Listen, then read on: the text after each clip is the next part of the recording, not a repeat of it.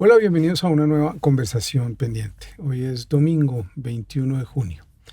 Hoy nos jugamos la vida y no es una frase. Hoy no debe haber mundial para los colombianos. El único partido que tenemos que jugar es ir a las urnas y votar masivamente por Iván Cepeda y Aida Quilcue, sin dudas, sin dubitaciones, sean de una ideología o de otra, porque quien está al frente promete acabar con la otra mitad, de triunfar. A eso nos exponemos hoy los colombianos y por eso tengo la fortuna de tener una voz que reúne dos condiciones que serán fundamentales en la elección de hoy. Ella es Laura Camila Beltrán, Lalis, recién elegida representante a la Cámara por Bogotá por el Pacto Histórico. Lalis, bienvenida a Conversaciones Pendientes. Ay, gracias, Juan, por la invitación. No, estoy muy contenta de estar acá, sobre todo porque la conversación tiene que ser profunda, tiene que ser una reflexión bonita sobre lo que vamos a vivir hoy. Y bueno, gracias. Escuchaba hace unos días en la radio, a raíz más bien de la captura de alguien que ha hecho algo parecido a lo que hacemos los dos, que ha sido activismo, periodismo, comunicación en las redes, que se llama Beto Coral, que fue capturado esta semana que acaba de pasar en la Florida. Y fue capturado al parecer por una orden de Abelardo de la Espriella al secretario de Estado Marco Rubio. ¿Cuál sientes tú que es la amenaza para millones de jóvenes que como tú, o personas que como yo, que ya no somos tan jóvenes, nos hemos pronunciado en las redes y tenemos allí cientos de imágenes en las cuales denunciamos o no estamos de acuerdo con lo que representa la ultraderecha mundial de triunfar, una opción que evidentemente significaría otro dolor para nuestro país? Yo creo que ahorita lo decías bien, no es una frase de campaña votar por la vida. Es en realidad a lo que nos estamos enfrentando. Son dos proyectos absolutamente diferentes.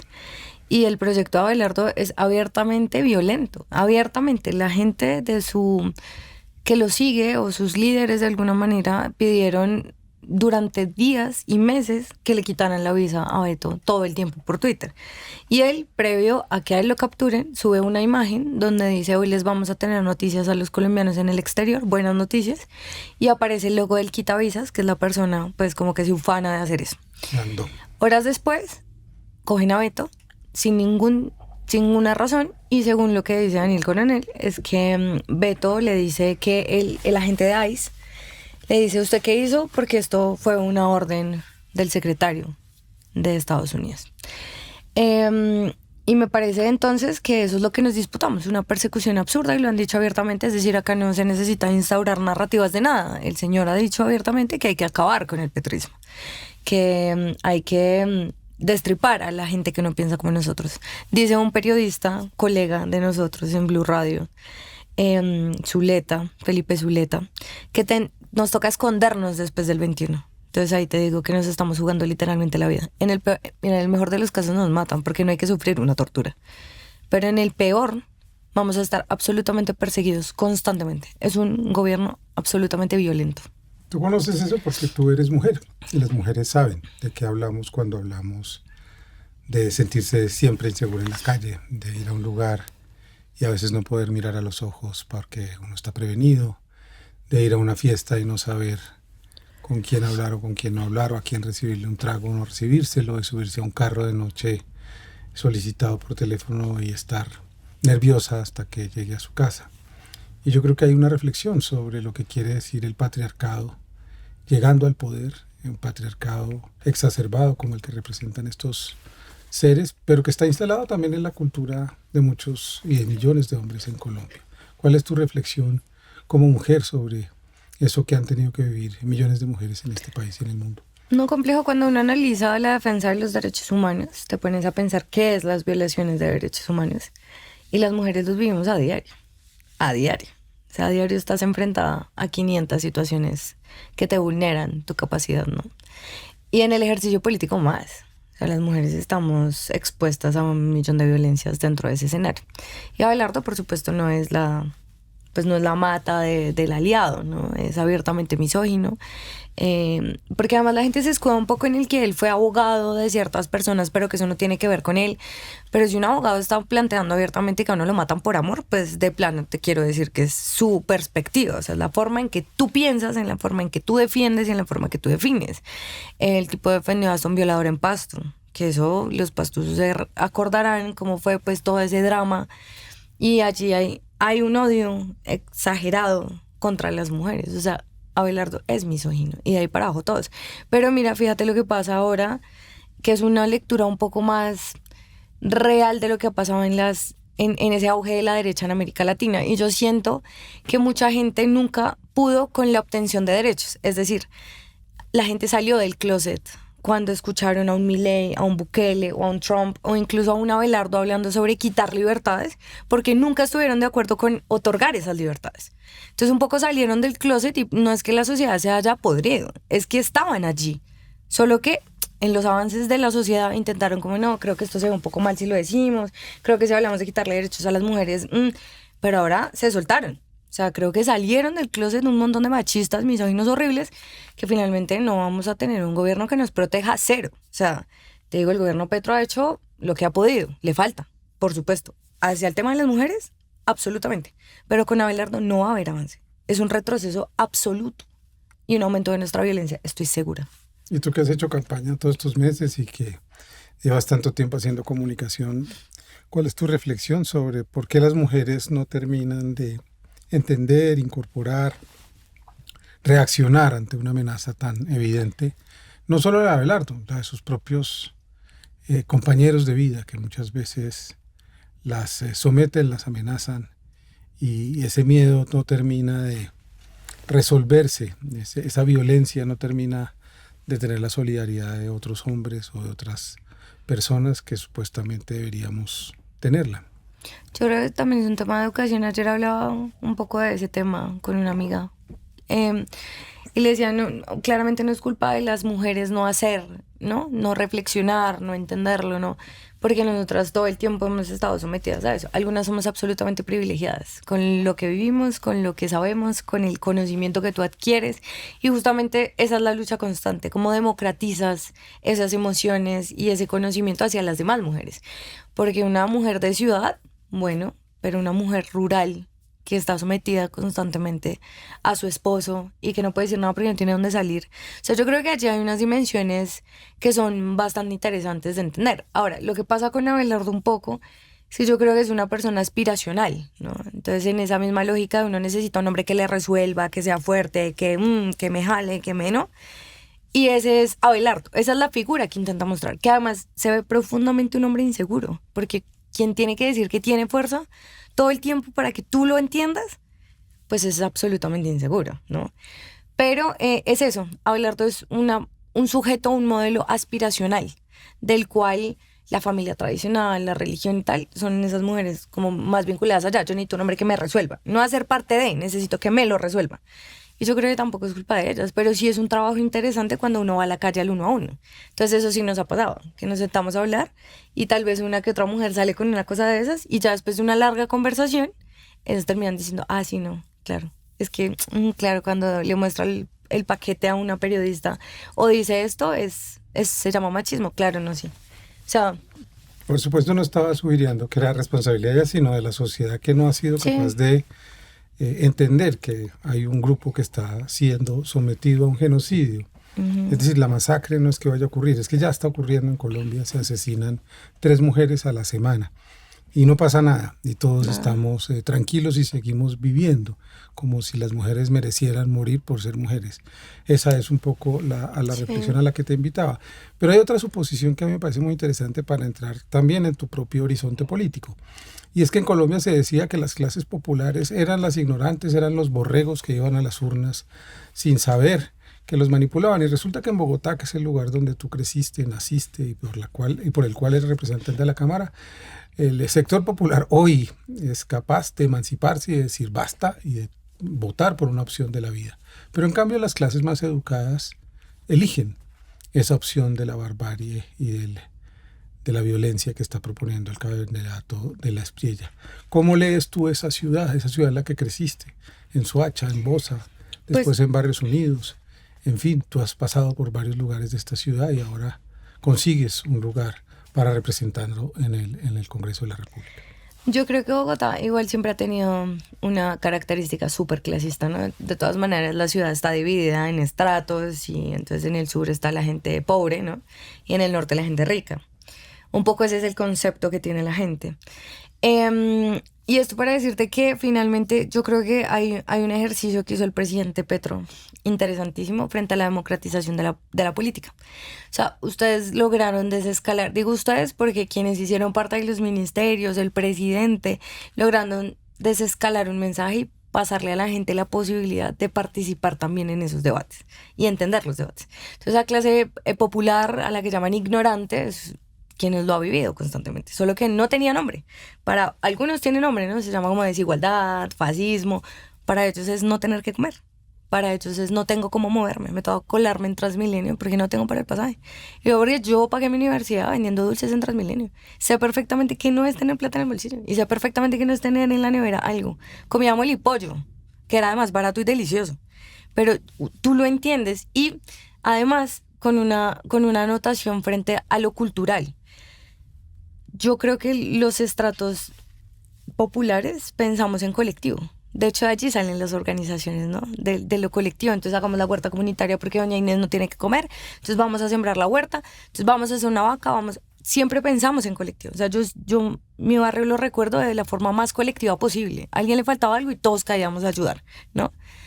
Y en las clases altas de alguna manera hay una individualidad del privilegio, ¿no? Como, pues yo lo he tenido todo, lo que necesito es mantener mi privilegio o incluso aumentarlo. Y ese es el debate interno extenso que han dado sobre que nosotros somos comunistas. No, en realidad no. Yo no odio al empresario, no espero que se quiebre, ¿no? Yo quiero que siga haciendo plata, no pasa nada, pero que todos podamos hacer plata. Y que esta gente, la colectiva, las economías populares que llama el presidente, no hacen plata para hacer capital, hacen plata para sobrevivir. Es diferente.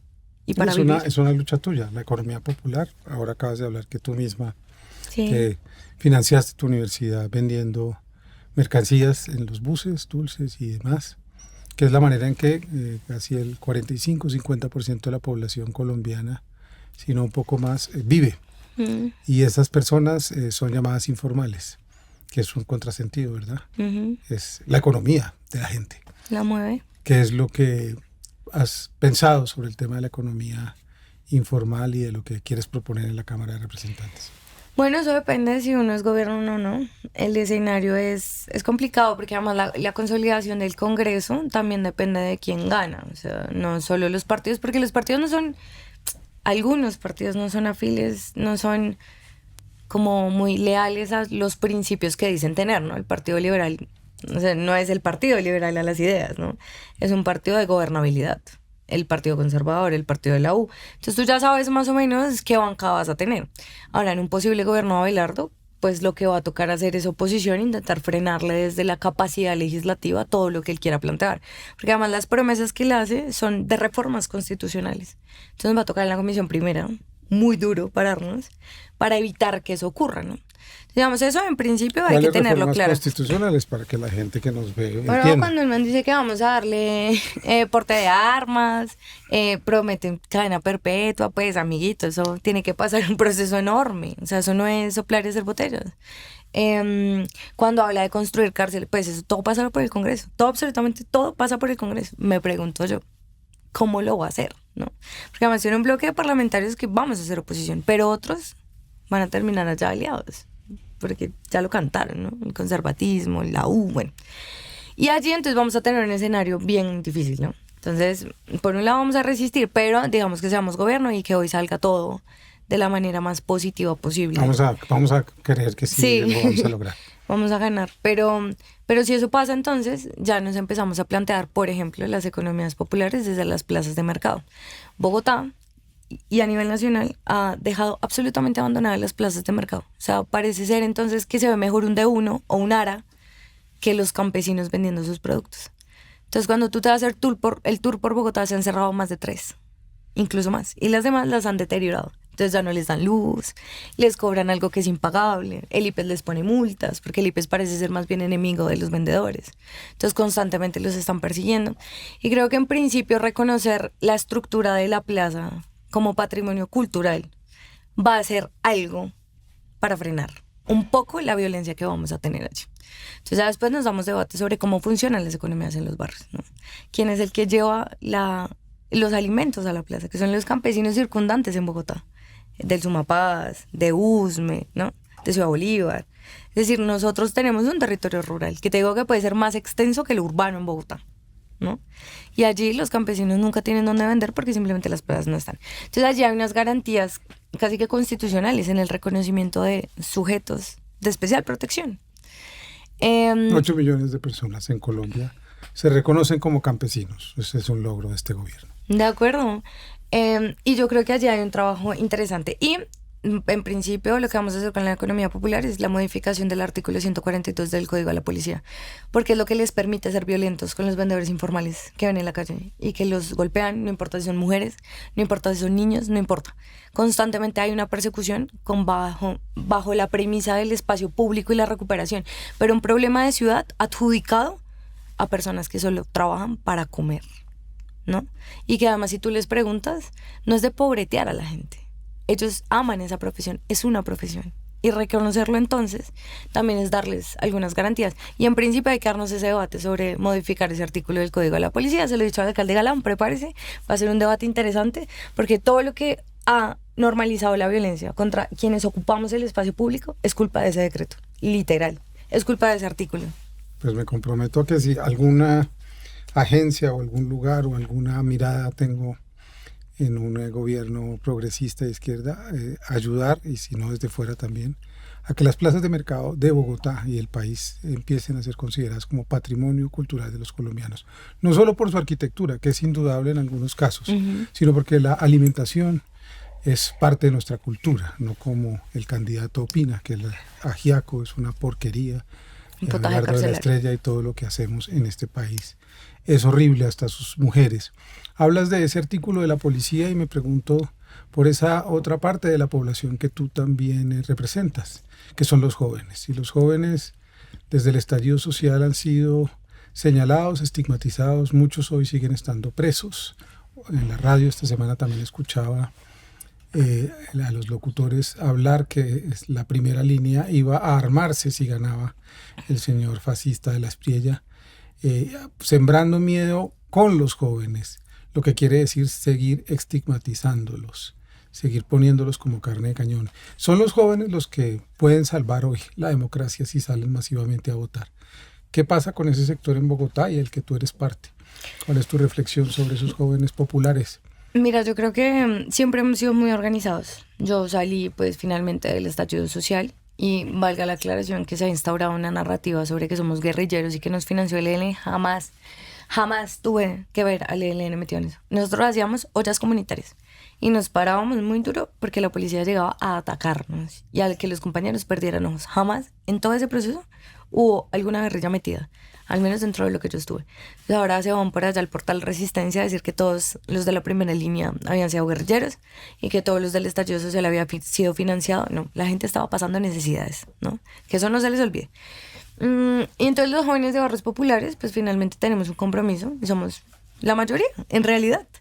Pero creo que algo en lo que falló un poco la campaña fue en vender una campaña tan triunfalista en primera vuelta. Y de alguna manera los pelados, en la conversación ya del 1 a 1, que nos fuimos a las universidades, un poco para entender qué había pasado con ese movimiento de juventud. No, pues es que ustedes nos vendieron una campaña en la que ganábamos. Yo no salí a votar porque pensé que íbamos a ganar. Ya estaba ganada la cosa. Y allí entonces tú empiezas a escuchar y te das cuenta que es mucha la población de juventud que no hizo ese trabajo. ¿Qué pasa? Que el domingo salen los resultados y ellos el lunes se organizan solos. O sea, no necesito que ningún colectivo ni ningún político les dijera, vaya, organícese. No, señores, fueron ellos, los que dijeron, no, ahora sí, pues pucha, nos fulminaron, ¿no? Entonces se asustan un poco, por supuesto, es que tienen cómo. Yo también vivo, la verdad es que yo vivo muy angustiada, llevo días sin poder dormir porque siento que es muy violento el asunto. Pero entonces, claro, de alguna manera como que se sintieron ya responsables de esa decisión y empiezan entonces ellos a hacer campaña. Si hoy nosotros ganamos, es gracias a los pelados que han hecho la campaña en la calle solos. Los carnavales, los banderazos, vamos, la olla, hagamos, no sé. Y nada de eso ha salido de la campaña. O sea, los espacios a los que yo he ido, un poco, son de ellos. Entonces me invitan y vamos a pintar y hagamos un mural y entonces el arte y la obra de teatro y es la forma que nosotros encontramos para decir, oiga, venga, enamoremos ese voto, ¿no? Y eso es maravilloso, ¿no? Porque la política también cambia, porque la gente asume que el ejercicio político es de la ciudadanía, es de la gente y no solamente de un señor o una señora que tienen poder. Ujú. Yo escribí el día del Hotel Tequendama, cuando estábamos oyendo al candidato Iván Cepeda, en la noche pues que se terminó la primera vuelta, escribí eso. El estallido cultural de los jóvenes nos señalará el camino. No lo hice porque pretendiera señalar nada ni articular nada, pero yo sabía, porque los conocí, porque los conozco, porque he estado en Puerto Resistencia, porque he estado en Usbe, porque he estado en Ciudad Bolívar, porque he estado en Soacha, porque he estado en Medellín, en Moravia, porque estuve con muchos de ustedes en esta gestión como ministro y sé la capacidad que tienen de organización, de fuerza, y esa es nuestra confianza hoy. Yo creo que la tenemos que mantener arriba. Yo creo que tú entendiste algo que muchos han entendido en la juventud y que la gente más adulta no termina de entender. Y es que sin comunicación no había política posible hoy. Y eso también lo estamos viviendo. Tenemos un reto también como progresismo, izquierda, de entender qué es lo que significa la comunicación, que la otra, digamos, la otra esfera de esta sociedad que es tecnofeudalista, que maneja las redes sociales, que tiene grandes capitales invirtiendo ahí, pues se entiende a la perfección. ¿Qué es lo que tú ves y lo que viste en el ejercicio de la comunicación para después llegar a la política? Pues yo creo que es que hay una democratización de las voces. Es decir, yo, si me lo preguntas, la chica chiquita de Soacha que patinaba y andaba por ahí con la ropa pues rota y mojada de patinar y de jugar y de estar en sus vainas, nunca pensó hacer parte del legislativo hoy en día, ¿no? Entonces, o de opinar siquiera. Entonces yo empiezo a hablar en mis redes sociales porque encuentro que allí puedo tener una voz, ¿no? ¿A qué edad más o menos empezaste? Como a los 17 más o menos. Pero porque allí había entonces unas dinámicas mis papás son maestros. Y siempre siempre han estado metidos como en el territorio, ¿no? Como en las cosas que pasan. Entonces, de eso que ellos vivían, yo lo comunicaba. Entonces, por ejemplo, las comunidades guaunán que están alojadas en Ciudad Bolívar. Entonces, siempre han tenido problemas. Bueno, en fin, eso ha sido muy complejo. Mi primer video es pidiendo comida para los indígenas guaunán. Luego una denuncia sobre el relleno sanitario de Doña Juana, porque mi papá tiene problemas en los ojos por esa vaina, por haber trabajado allá. Entonces, digamos, hay unas formas en las que yo encuentro que alguien me escucha, ¿no? Entonces tenía, no sé, 200 likes, 300 likes. Y yo decía, oye, alguien me está escuchando, qué chévere, voy a seguir. Y así entonces llega la campaña y empiezo a dar posiciones, la campaña de Petro 2018. El presidente retuitea en ese momento candidato el video y ya de ahí pues no te sé explicar qué fue lo que me pasó, pero ya de repente todo el mundo me había visto más o menos. Y encuentro entonces que esa es la forma también de que los demás podamos participar en esos escenarios. Ahora, ¿qué pasa? Que yo era la única mujer de izquierda en ese momento que hacía videos en internet. O sea, habían más compañeros hombres y en la actualidad hay más compañeros hombres que hablan de esos asuntos. Y en ese momento solo era yo. Ahora celebro que seamos más, está Fania, está Lorena, o sea, desde todas las regiones, ¿no? Porque lo entendimos. Pero es un debate entonces que el progresismo se tiene que dar. Porque yo sé que mucha gente se sorprendió que los votos de lo digital, o sea, mejor dicho, que el contenido digital se transfiriera en votos reales en una urna, ¿no? Yo fui la segunda mujer más votada en Bogotá. Y eso para los partidos tradicionales de la izquierda fue muy sorpresivo e incluso muy retador. Y entonces entendemos que la comunicación, la innovación y la forma en que tú vinculas esas nuevas generaciones a la política ya no se resumen en las asambleas de 5 o 7 horas de discusión que teníamos antes en los partidos políticos. Ahora es cómo te vuelvo parte de una causa, las causas, los animales, el fracking, la música. Y la gente se empezó, porque se siente partícipe de. Yo no estoy defendiendo a una persona. Es más, Lalis da igual. Es lo que representa las causas de Lalis. Qué chimba y me quiero sumar. No es Lalis, es las causas que son colectivas de nuevo. O sea, hay una generación esperando a ser parte de, no que le digan qué hacer. Vaya, haga, no. Yo quiero hacer parte de, yo quiero debatir, yo quiero peleármelo. Por eso los pelados se organizan solos, sin que nadie les diga nada. Y se rayan cuando van y les ponen una bandera de, es que yo los manejo. No, mija, no. Nosotros vamos solos por la vida, haciendo lo que podemos. Entonces creo que eso lo entendió la campaña y ha mejorado la comunicación. Creadores por la Vida fue una gran iniciativa de nosotros y creo que logramos romper alguna burbuja de lo digital para llegar a otro escenario. Porque uno siempre le habla a los mismos. Pero con eso logramos romper burbujas de atención y migrar votos tal vez indecisos en esta campaña y en los resultados de hoy. Pero del otro lado hay una campaña de cooptación de bases de datos a los cuales evidentemente son capaces de manipular a millones de personas a través de información que llega directamente a sus WhatsApps. Ofertas como cargar los lugares de apuestas, por ejemplo, te ofrecen recargas. Mucha gente apuesta, tú sabes bien de eso, o los Roblox, o los juegos, en fin, criptomonedas, una serie de dineros que no se pueden rastrear fácilmente.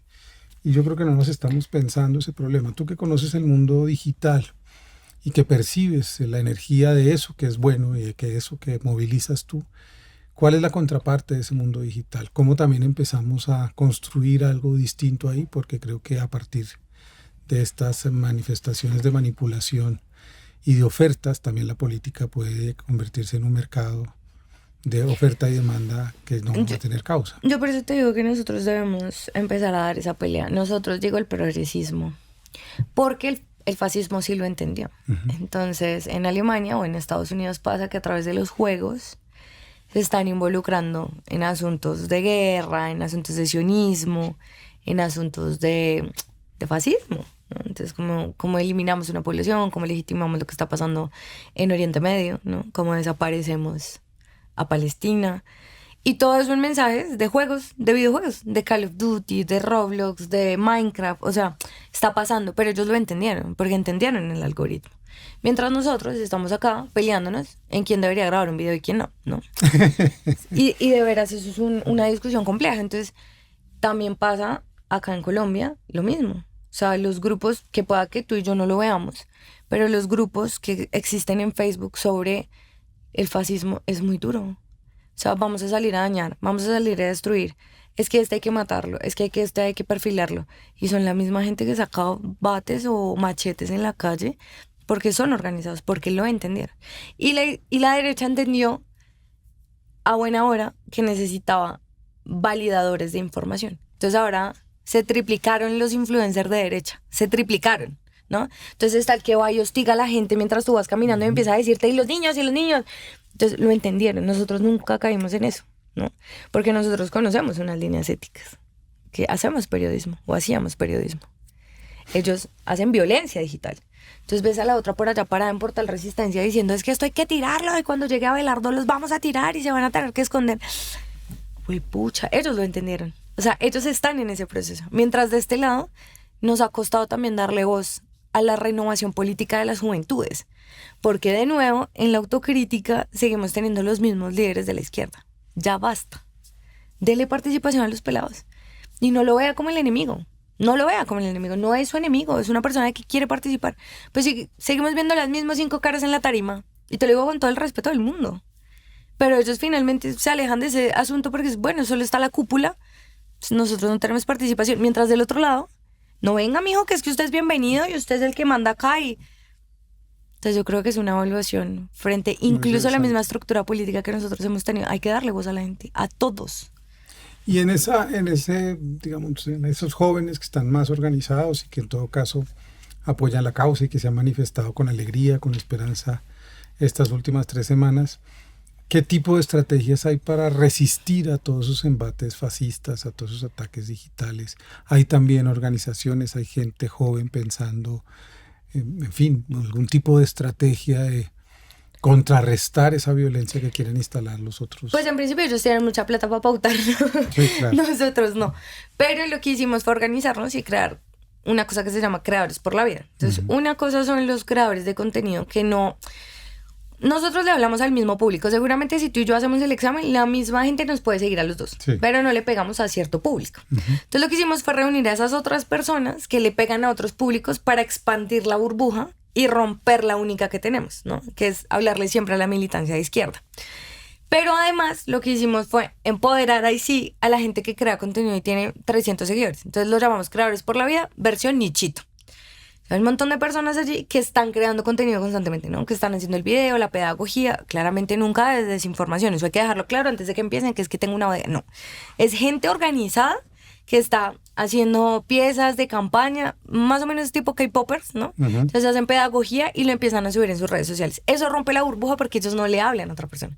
Tienen amigos, tienen vecinos, tienen gente que los sigue porque hace pasteles, porque hay una persona que hace pasteles y está creando contenido pedagógico.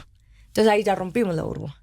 en eso estamos, en esa disputa, con lo que tenemos en las manos. ¿Y cómo funciona, digamos? ¿Qué es lo que estás, digamos, pensando? Si tuvieras todo, como escuchaba ayer un programa que te lo voy a mandar sobre la ilustración oscura, no sé si sepas lo que es la ilustración oscura. Bueno, es un proyecto fascista de apagar la ilustración, apagar los valores de la Revolución Francesa para triunfar estas empresas tecnofascistas con Alex Karp, Peter Thiel y otros filósofos y dueños de estas empresas como Palantir y todas las grandes plataformas. Pero lo que te quería preguntar es cómo organizas eso. Si tuvieras, lo que dice este programa es, ellos pensaban y tenían el dinero para hacerlo, entonces lo hacían. Digamos, ya no era una utopía de vamos a organizar una red. No, pues ellos, y tenían a un tipo al lado que les decía, hágala. ¿Qué es lo que tú propondrías para organizar esos creadores por la vida? Si pudieras hacerlo efectivo como política pública, por ejemplo, como... Ah, ok. Porque digamos ahorita lo que hicimos fue, este es el plan de gobierno de Iván, y lo que hizo el equipo fue, bueno, bajémosle, desescalémosle el lenguaje técnico y cojamos esas propuestas y enviémoselo al nichito. Entonces le decíamos a la gente, hoy hablamos de seguridad, porque para romper la burbuja todos tenemos que hablar de lo mismo, todos, los que le hablamos a la izquierda, los del centro y los que tal vez le hablan a la derecha. Entonces rompemos y hoy hablamos de seguridad. Entonces estas son las propuestas, hágale, en su forma, como usted quiera, comuníquelo. Y entonces hacíamos hashtag todos los días. Tú entras a Twitter o a las demás redes y te vas a dar cuenta que todos los días montamos una tendencia, pero es de la gente misma que se organizó y dijo, oiga, vamos a hacerlo. Ahora, eso es muy complejo lo que planteas porque hay muchos vacíos sobre la norma, ¿no? Sobre quién controla en realidad las redes sociales. No hemos podido todavía con el debate del ciberacoso, ¿no? Que debería ser algo, pues, urgente y prioritario porque no cualquier persona te puede estar amenazando por internet y te tiene que tener asustado. Es decir, la última vez que recibí una amenaza fue la semana pasada, me llamaron, me amenazaron y digo, ¿cómo fue? Pucha, pero previo a eso, recibo diariamente una persona que me dice que me va a meter un tiro. Y no hemos podido con eso. O sea, la fiscalía no avanza en ese proceso. Hay un vacío en la norma. Como si no existieran las redes sociales, nadie tiene cómo controlarlo. O sea, una que le ganó a Meta fue Esperanza Gómez, ¿no? Y la Corte Constitucional. Y les tocó devolverle las cuentas a Esperanza. Después de haber hecho un video con Petro y bueno, haber hablado de Petro, una cosa así. Pero imagínate cuánto se demora ese proceso. A los creadores de contenido tenemos algo y es que, bueno, los que hablan de lo cotidiano un poco, que no hablan de política, es que las redes están un poco blindadas. Cuando te empiezas a meter con política, Meta, TikTok y todos empiezan a bajarte el alcance porque no les interesa que la gente hable de ese tema. De hecho, no se puede pautar política en TikTok. O sea, puedes pautar lo que sea menos política. Entonces allí hay una narrativa, una disputa interesante frente a la libre expresión y los asuntos políticos. Pero también si le das vía libre a eso, ¿qué pasará entonces con el fascismo? Es que es un debate complicado, de derechos incluso. Y no es un debate que deberíamos o deberías con los compañeros promover en el Congreso de la República. Fíjate que no hemos sido capaces de discutir una ley de medios que se ha presentado varias veces. Cada vez que se presenta algo parecido a una discusión sobre medios de comunicación, los grandes medios de comunicación empresariales la detienen bajo el entendido de que se quiere atentar contra la libertad de expresión y de prensa. Pero no queremos discutir esto, no queremos regular esto. Es como si nos quisiéramos hacer los bobos cuando esto nos va a llegar a nuestras casas o a tu teléfono, o al mío o al de cualquiera, porque nadie está por fuera de esto. Si mañana no le gusta algo a alguien, sea de derecha o izquierda, que hiciste o que dejaste de hacer, puede fabricar con inteligencia artificial una falacia y te puede hundir, te puede acabar la vida. Esto ya no es una utopía ni una distopía, es una realidad.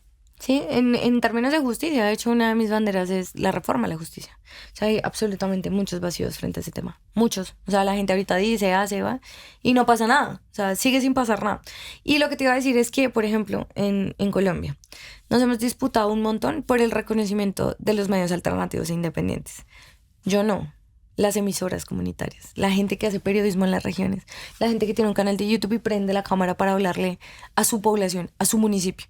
Claro, pero esos no están reconocidos dentro del gremio de los periodistas, ¿no? Y asimismo la pauta y asimismo los asuntos burocráticos que tienen que pasar para obtener pauta. O sea, están ahí aislados, ¿sí? Pero entonces los demás medios, entonces sí, ellos sí pueden pautar, el 60% se lo chupan ellos, casi el 80% de la pauta de gobierno se la chupan ellos porque tienen cómo presentar papeles, en cambio un medio chiquito no, ¿no? Entonces esa es la ley de medios que hemos estado un poco peleando y que por supuesto cuenta con una representante que sale de esos medios para dar esa pelea. Y otra de las cosas que te iba a decir es que a nosotros los creadores de contenido nos pusieron hace poco la norma de que si a ti te pagan una pauta tienes que decir #publicidad. Entonces te toca decir cuando te pagan la pauta. Entonces si Adidas me da, si yo hoy estoy hablando de Adidas, pongo #pauta porque publicidad porque me la están pagando. Pero cuando uno entonces traslada ese debate a los medios de comunicación, no, tú estás lacerando la autonomía pero creo que eso es un debate interesantísimo de derecho, incluso constitucional y de libertades. Porque si tú me estás vendiendo a mí que tu opinión es imparcial, pero te la pagaron, yo debería saberlo, ¿no? Claro. Que lo digan abiertamente en los micrófonos. Me encantaría que Felipe Zuleta dijera, esta opinión que voy a dar es pautada por el Tigre Abelardo. Ah, listo, no, yo ya sé que lo que estoy escuchando, pues te lo pagaron. Eso no quiere decir de ninguna manera que yo te esté quitando tu libre expresión. Te estoy quitando la manipulación a la gente.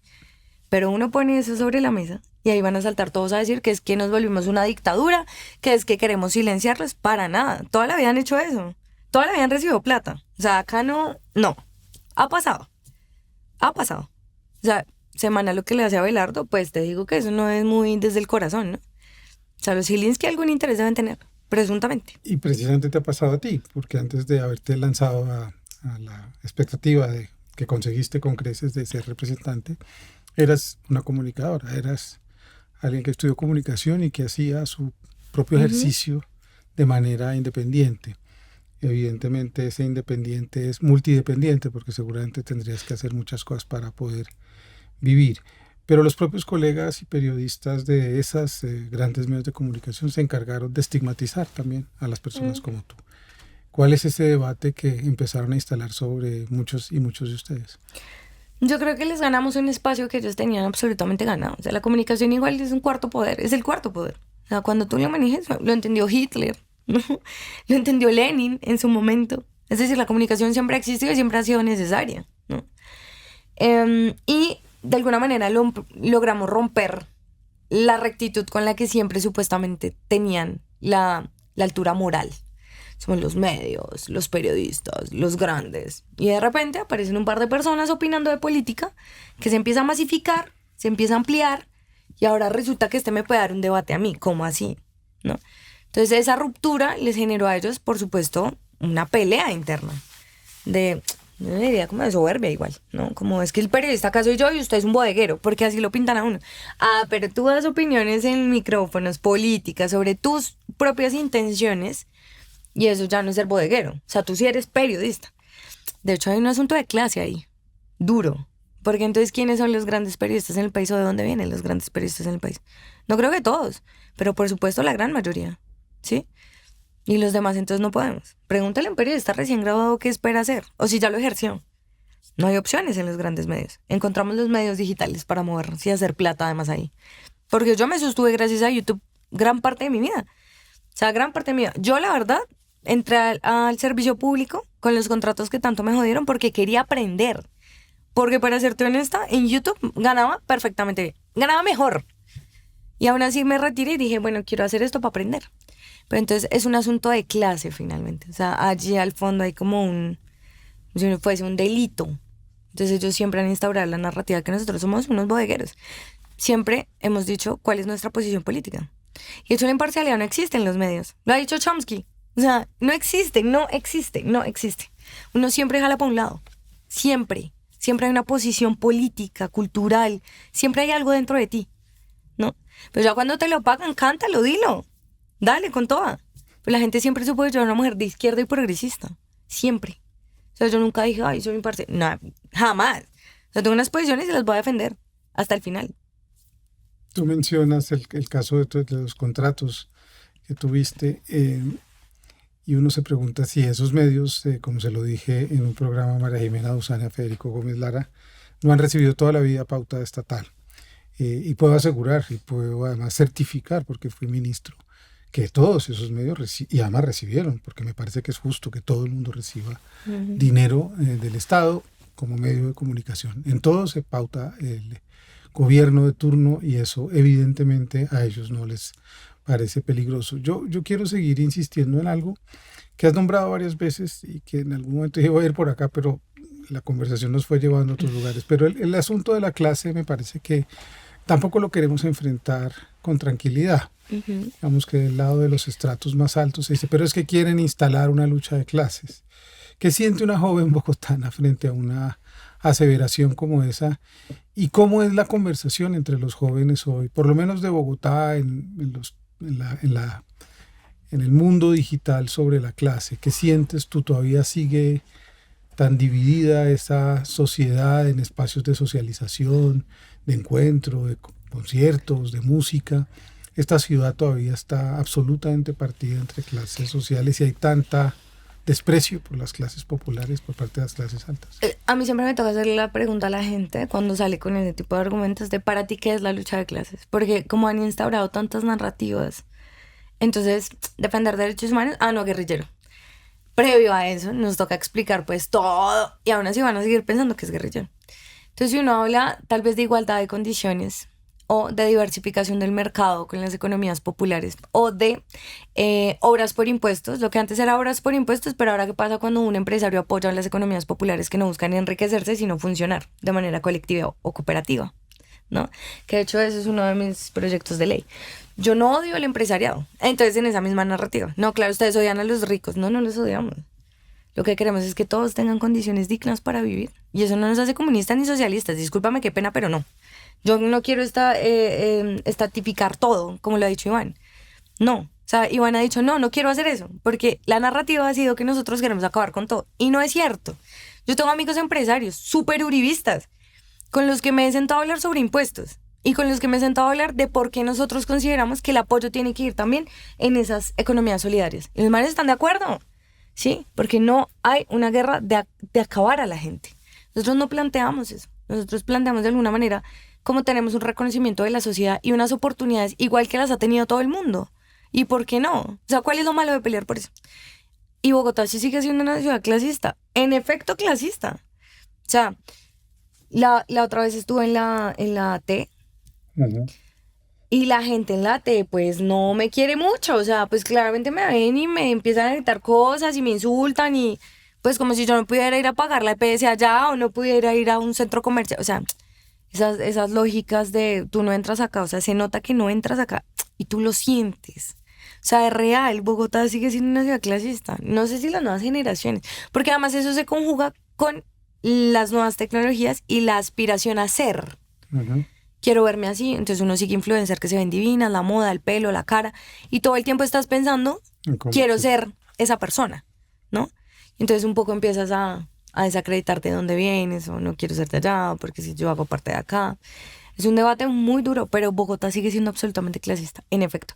Y eso no quiere decir que nosotros en la lucha de clase, como concepto, queramos destruir a alguien, no. En realidad queremos participación, queremos reconocimiento, ¿no? De lo que hacemos, la clase obrera de alguna manera.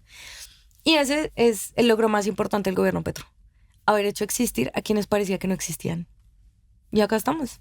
Fíjate que el argumento del lado de la Espriella y del uribismo ha sido sembrar el miedo entre la propia gente de que hay unos enemigos y esos enemigos son estas personas que no son bienvenidas.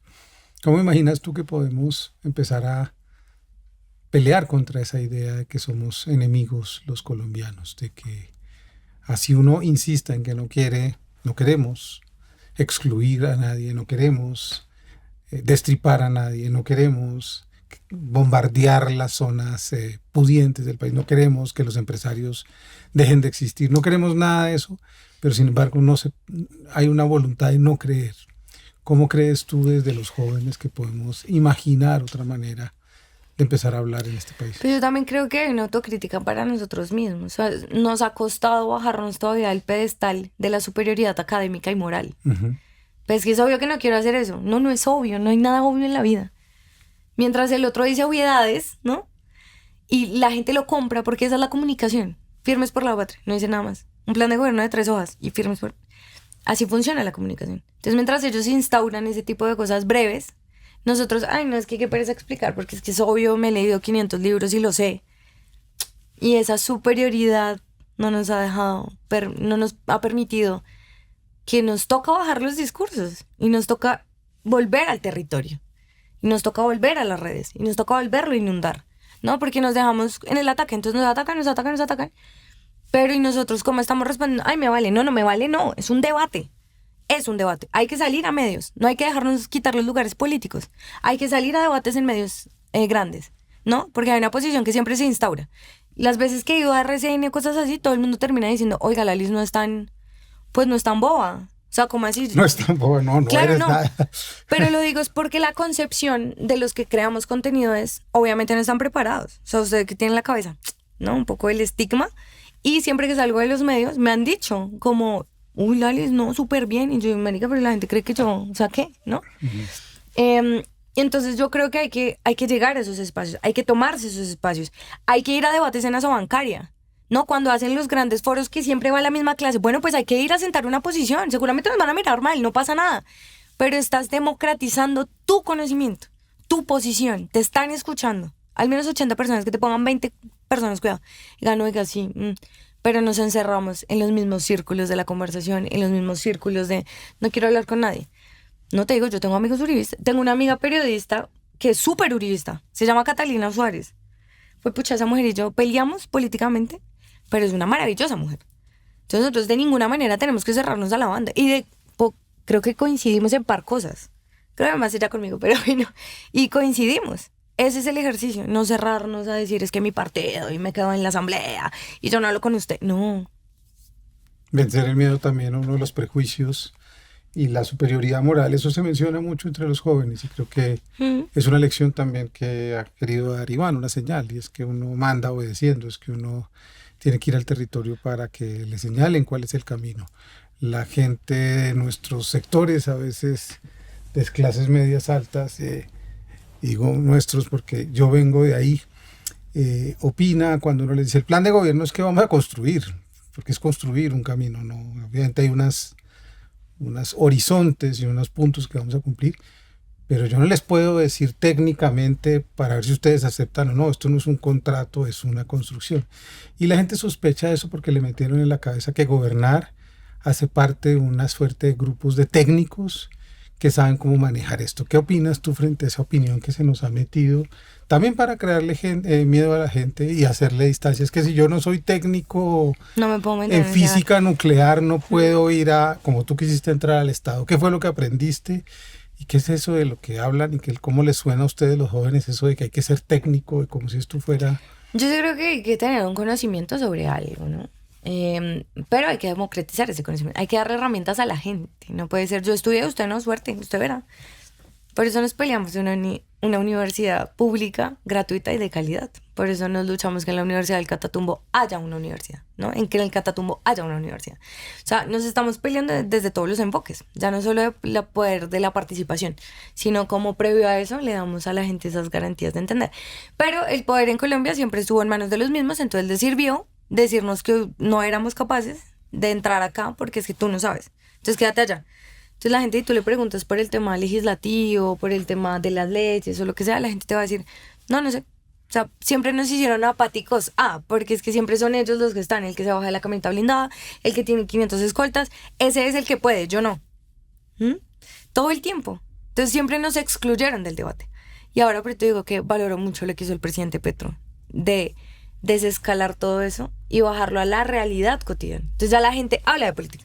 Te vas al sur de Bolívar y la gente se sienta a hablar sobre el Plan Nacional de Desarrollo. Claro, no es de sus características más técnicas, pero saben de qué se trata, saben que tienen que hacer parte, ¿sí? Saben que es una moción de censura. La gente ya se está dando los debates allí. No, si llega este man, entonces hay que hacer esto.